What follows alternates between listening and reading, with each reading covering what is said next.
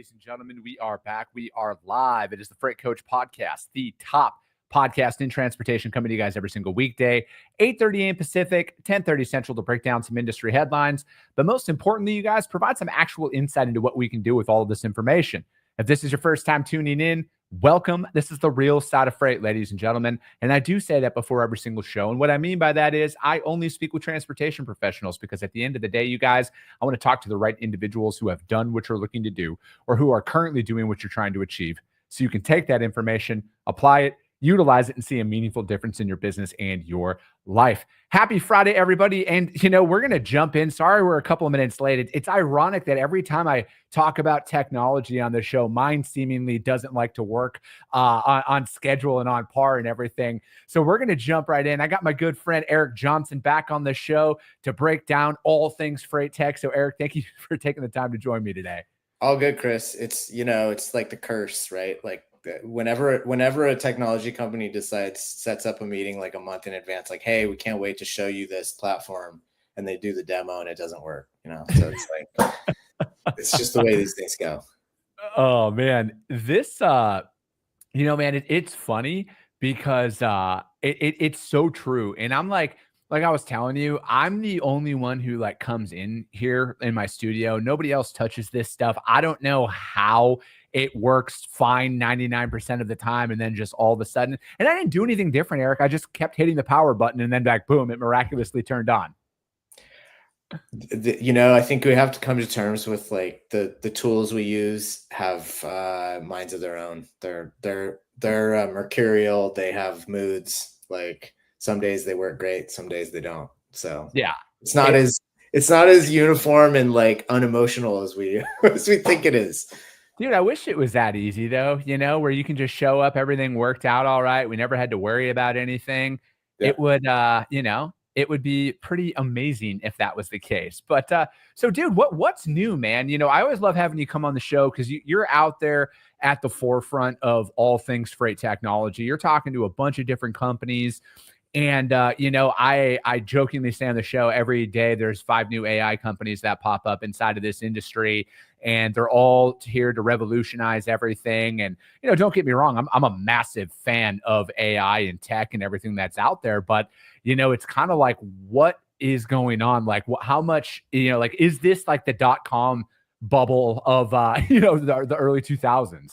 That's a great place to start. I mean, I think we even have a more recent precedent, is the blockchain bubble, from 2018, I think, right? Yeah. I think that's the thing, is I get most people asking me, is this like blockchain again, all over again, where everybody cared about it, and then all of a sudden it's like, well, it doesn't really work, or it's too expensive, or so there's so much to talk about on this. Yeah.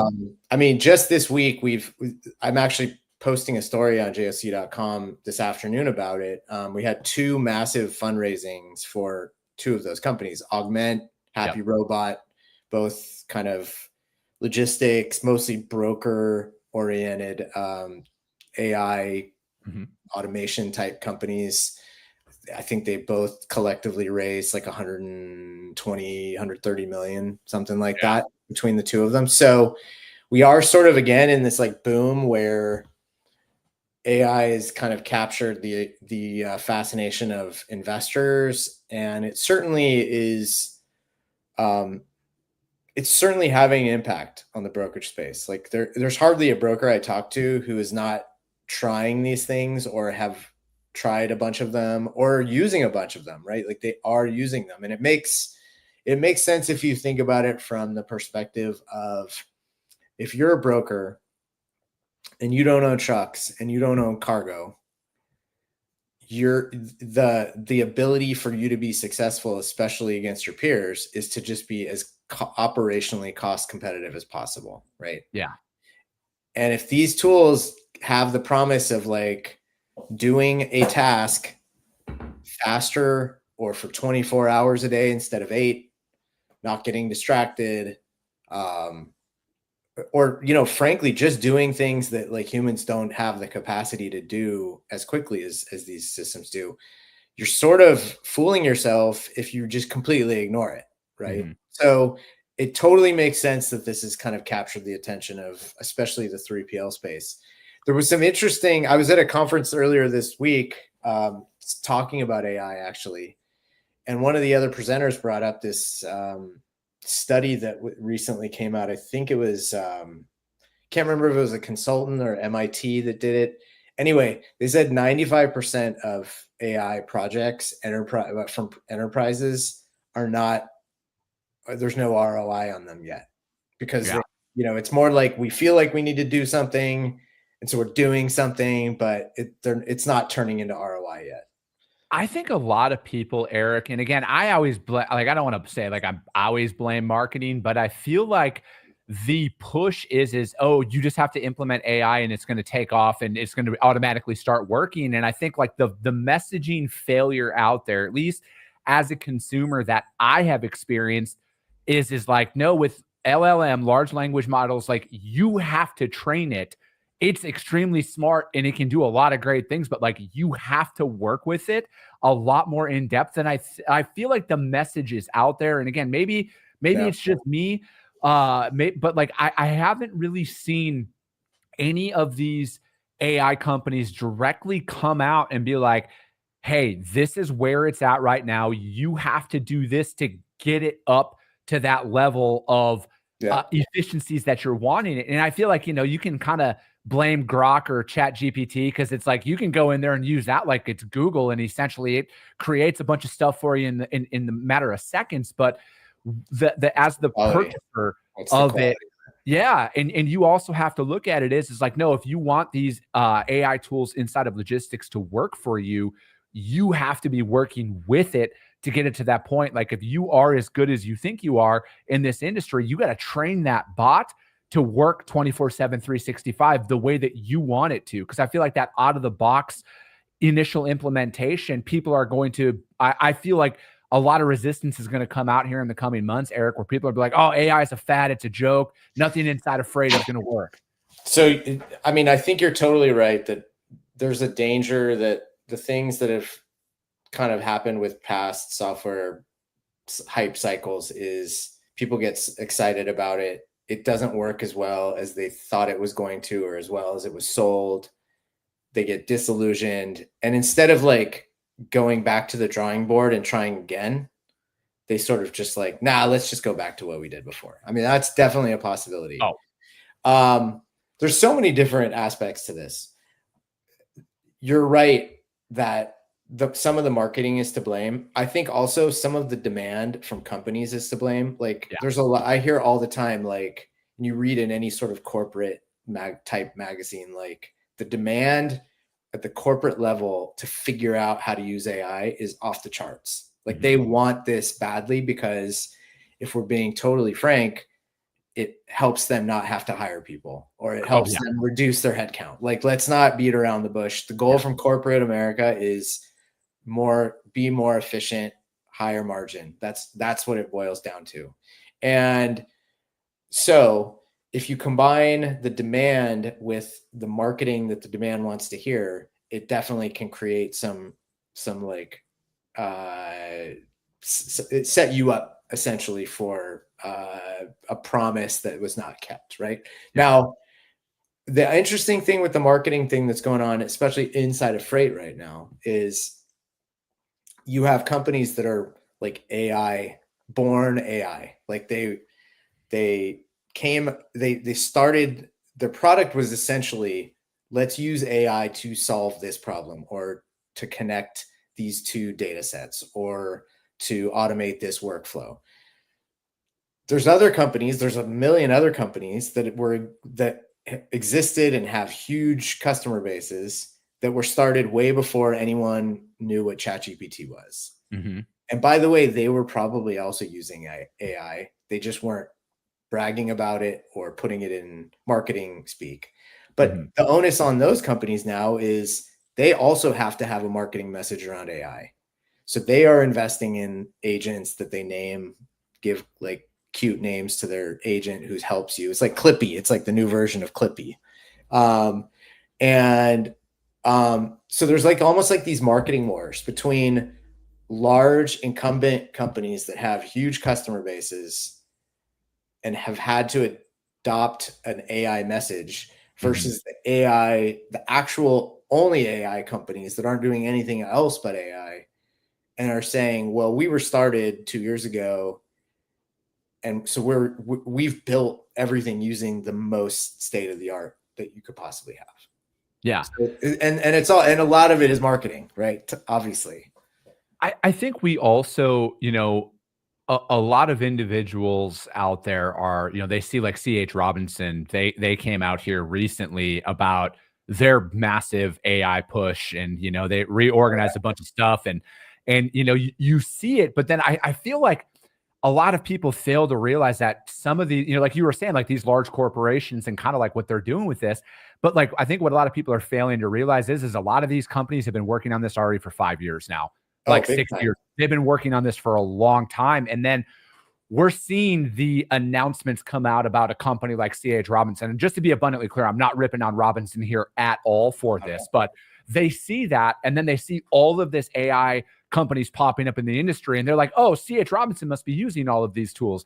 I haven't done a ton of in-depth research, but I'm assuming Robinson bought their own or built their own.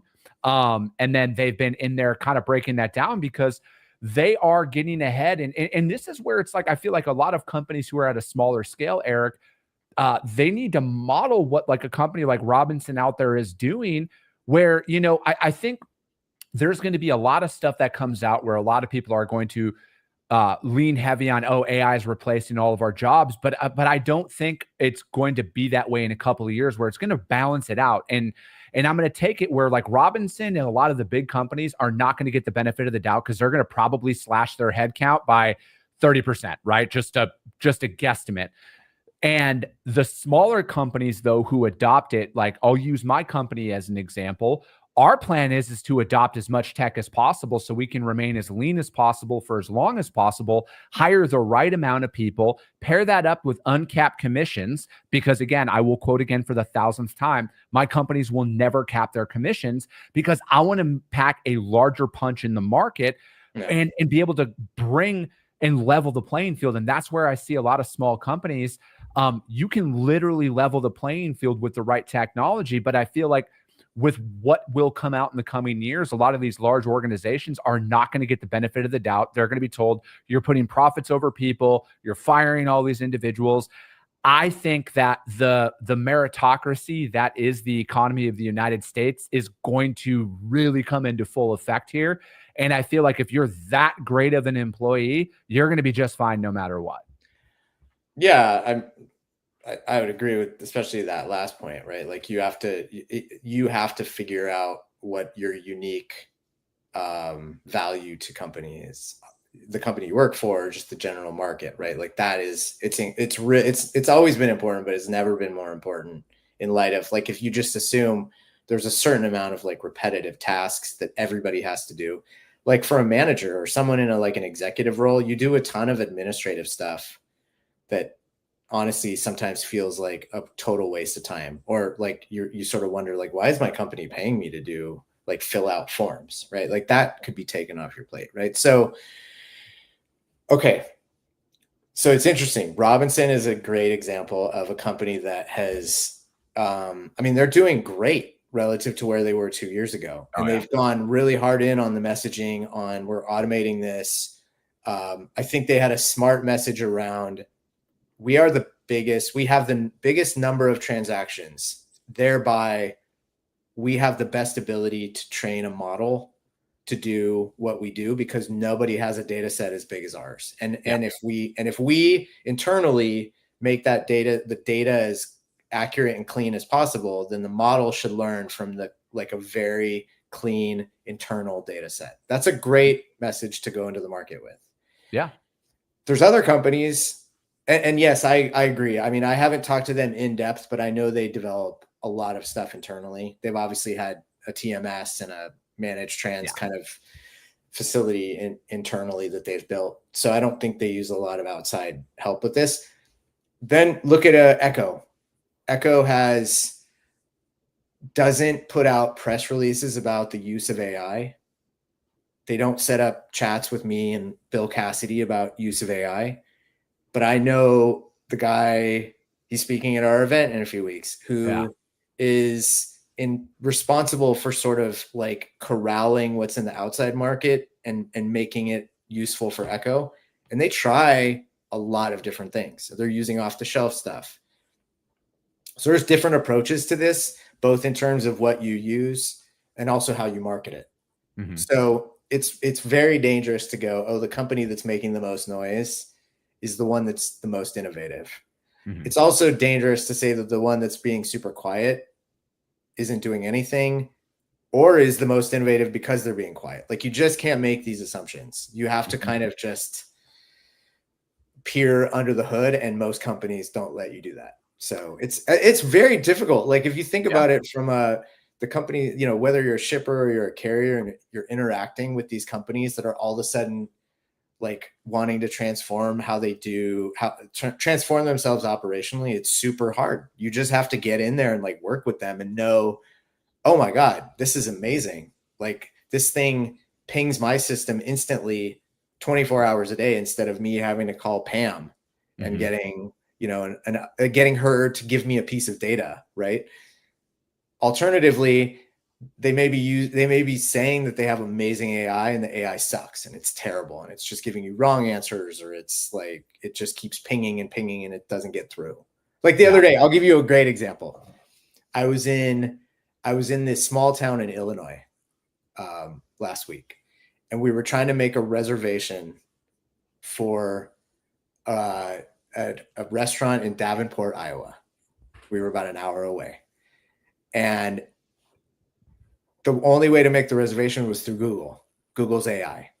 So Google AI goes, we're going to call the restaurant right now and make the reservation for you. Can't get through to the restaurant. We will try again in 15 minutes. And I kept getting texts 3-4 times. Couldn't get through. I just picked up the phone and called the restaurant, and they picked up, and I made the reservation. Right. So like, this stuff is not infallible. It doesn't always work. No. And that's the thing though, man, is I feel like I feel like a lot of individuals are kind of like with everything in our society right now. They read a headline, they formulate an entire opinion on it, and they don't actually do any independent research or try on their own to go out there and do it. Like, we've been utilizing ChatGPT and Grok and then a couple other AI tools for our content, not to like write it out, but to help us edit it, to help me come up with, brainstorming. That's really what it is, right? Because it's like, I look at it as I put out on average of 20 to 23 podcasts every single month on a variety of topics, but there is a lot of overlap out there in what topics are top of mind in the industry right now. I can't use the same episode title for every single AI episode that I do, right? And for me, it's like, that's what I love utilizing these tools for, is to get in there and mess around a little bit. And I'm like, oh shit, I like the way that topic is structured, and then that topic is structured. I'm going to combine it right now, and I'm going to create my own. And it is just a way for me to help spark my creative juices. And I think most people are going to look at this as like, they're just going to ask it a question and be done with it. Like, dude, I kind of feel like a psychopath. Like, I have actual conversations with it to be like, no, I need you to do this. Careful. There's been guys who've gone have had like mental breakdowns doing this. So you gotta make sure someone's in the in the nearby room to make sure you're not going crazy. To me, but it's like, I look at it as like, I'm training it myself. And that's also another like discussion that I've had is like, maybe I just buy my own off the shelf AI bot and then just train it myself and just do it that way. And, build it out like that. And I feel like there's going to be an opportunity out there with it. But I think like there's going to be two groups of people out here, Eric. They're going to be the over automation and then the no automation on the majorities. And there's going to be a sliver of people who actually take the old school methodology with automation and then accelerate it with automation. And I think like they're going to be the ones that grow. And again, this is just a very, very bold prediction. I think if you look at the top 50 freight brokers out there right now, in the next 5 years, it could be filled with companies that nobody had ever heard of before, that went from a $10 million operation to a $400 million operation in a matter of months, because they just did the right thing and made the right calls. So the other thing to be like really careful about when you talk about AI is like most people's conception of AI is what they've experienced directly. So ChatGPT, Copilot. We have at S&P where I work, we have an internal one that we use. That is like, so I mentioned I was at a conference earlier this week, and literally I put up the first thing I did is I put up a picture of a tree. And it's like, if you think of this tree is AI, like the whole totality of AI. And there's a branch that does this, and there's a branch that does this. And then off of this big branch, there's like 3 branches that stick down. That's AI. Like, and what we're talking about, what most people's experience with AI is like one small branch off of a big branch. And it's not even off the main trunk. Like what AI has been developed over the last 70 years is the main trunk of the tree and all these big branches, things like fuzzy logic and deep learning and stuff way beyond my brain power. An LLM is like an offshoot of one of those that just people have gotten familiar with. It's their window into AI, but it's not the totality of AI for sure. Do you think people are underestimating the power of AI? And do you think, and I'm asking you this because you live in DC, do you think there will be some form of federal regulation on it because it's a lot more powerful than people think at this current juncture? I think it's pretty powerful right now. I think actually probably more than regulation, the thing that is preventing it from reaching the ceiling of its power is culture. Most people use it in a very like superficial way. They don't use it. They use it to replace Google search. Yeah. Or they use it to replace some conversation that they have with a person, like you were talking about before. Mm-hmm. They aren't using it to set 2, 3, 4 levels of depth. And mostly either because they're scared of change or they literally have no idea what to do with this tool. It's like, it's sort of like if you handed me the keys to the space shuttle, be like, well, how do I even get started with this thing? So it's incredibly powerful, and we were probably underestimating the power of it, but it also it's only powerful to the extent that we let it be powerful. And right now we're not letting it be powerful, not because less because we're scared of it, but more because we just don't even know how to let it be powerful yet. Yeah. And now in terms of regulation, I don't know. It's very unclear to me what government can and should do to limit this. How do you stop someone working on a computer in their house developing something that eventually lets out opens Pandora's box? I don't know how you regulate that, honestly. There's literally no constraints on coding. So I think it's more like we have to be way more educated as a society about how to interact with this stuff and how to maintain what makes us human. And so one example I give all the time is I don't know what your calculator was in school, but when I was in high school, Casio.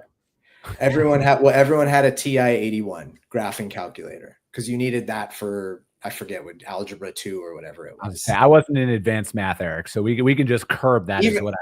I'm not a mathematician. Even the basic kids were told to get these things. It didn't make sense for you to break a protractor out and a compass and for sure. You can do this all digitally, right?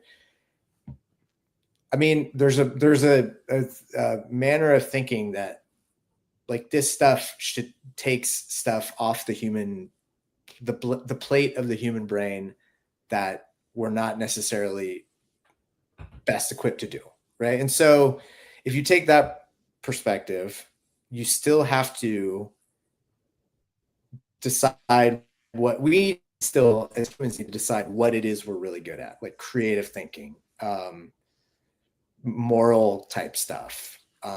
Like it's not clear that machines will ever have the ability to do those things to the level that humans do. So empathy, things like that. Like those are the things that we need to cling to as we start to hand more and more off of this, because it will be very clear how easy it is to hand things off to systems.